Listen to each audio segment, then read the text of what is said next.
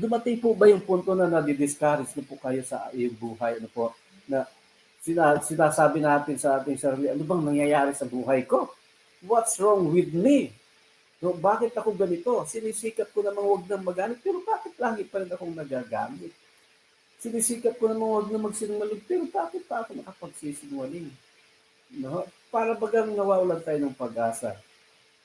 It's very easy to to find reason to feel guilty, mga kapatid. No? What were you thinking with this? Ano bang iniisip ko? Bakit ko ba nasabi yon? Bakit ba ako ganito?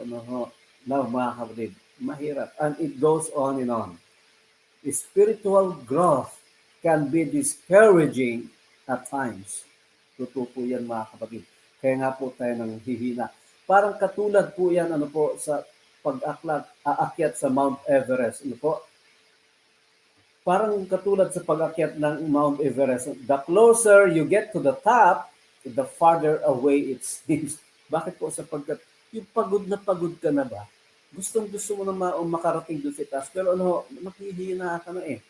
Parang kahit malapit na parang malayo pa rin. Now, mga kapatid, tandaan po natin, ang layunin ng Panginoon, bakit tayo kailangan dumana sa ganito, mga kalasan. Sabi po, Philippians 2:15, that you may be blameless and guileless